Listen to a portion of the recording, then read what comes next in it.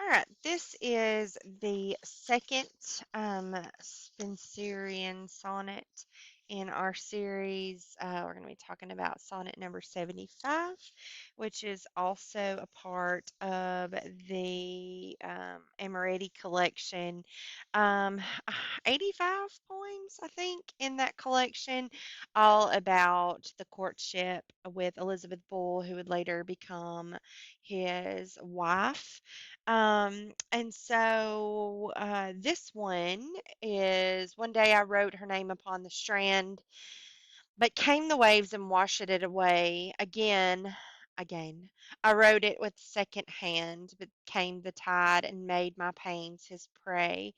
This is, if you haven't noticed with this one and the last one, very much still in that whole Middle English, has some Middle English vibes, where you have those elongated vowels there, and that spelling, you saw it in 34 as well. Vain man, said she, that doest in a vain essay a mortal thing, so to immortalize. For I myself shall like to this decay, and eke my name be wiped out likewise. Not so, quod I. Let baser things devise to die in dust, but you shall live by fame. My verse your virtues rare shall eternize, and in the heavens write your glorious name. Where when as death shall all the world subdue, our love shall live and later life renew. So here in this first quatrain, the first four lines, and I don't think I went over this in the other screencast, but just really quickly, the Spenserian sonnet is kind of a little bit Petrarchan and a little bit English or Shakespearean sonnet in form. You have a similar repetitive kind of rhyme scheme where it's picking up the rhyme that you see a lot in the Petrarchan, but the form or the setup of a English or Shakespearean sonnet, where we have three, 4 line sections, those quatrains, and then the rhyming couplet at the end. The rhyme scheme for the Spenserian sonnets is A B A B. The next quatrain picks up with the B rhyme, pray, essay, so B C B C, and then it picks up again C, D, C, D, and then E, E here at the end. So this first quatrain depicts the speaker's attempt to immortalize his loved one. He writes her name upon the strand or shore, the sand, right? But the waves came and washed it away, and then so he wrote it again.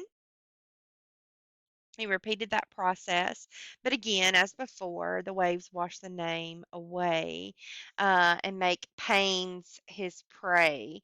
Prey. They're kind of a play on words. The action of the wave really kind of symbolizes how time and nature destroy, like all things, eventually. It doesn't matter what your intentions are, how wonderful it is, the wave doesn't care. It's gonna, you've written something or built a sandcastle or something, and the waves will come up and wash it away. So that kind of symbolizes how time and nature are going to destroy all man-made things, including his own writing, which is kind of a relationship that's explored often in poetry, how nature and time, its relationship with words. In the second quatrain, lines 5 through 8, the speaker has a dialogue with his loved one, and she says, "Vain man," said she, "that doest in vain essay a mortal thing, so to immortalize. For I myself shall like to this decay, and eke my name be wiped out." That accent gives it that extra on the syllable, wiped out, likewise. Um, so she is immortal too. She's criticizing his actions. She calls him a vain man, and that he's in a vain essay, this vain attempt. She's gonna one day disappear like the words in the sand. She says to, um, For I myself shall like to this decay, and eke my name be wiped out likewise. One day she's going to die, and her name is going to be wiped out also. And he, his actions are futile because time and nature are cruel, and they're going to destroy not only his impression of her, but also her herself, like her in the future. In lines 9 through 12, the poet, or I mean, the speaker responds to that.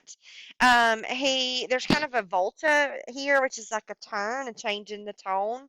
Up until this moment, both the speaker and the loved one are kind of emphasizing their mortal nature and their creations. And he says, "Not so, quod I," quote, "I, said I, let baser things devise to die in dust, but you shall live by fame.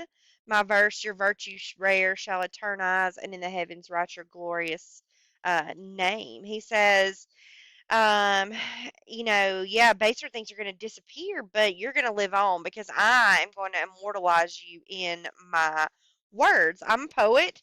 I'm going to write about you, and because of that, you're going to live forever. Um, and she'll be in the heavens with her glorious name. She will have that fame and that notoriety for the rest of eternity. And then there in that final couplet, lines 13 and 14, kind of sums everything up. Even if everything comes to an end, the world, death, everything ends, our love shall live, and later life renew will go on for eternity. It'll be immortal. Our love and our relationship will be immortal. We'll live even after everything comes to an end.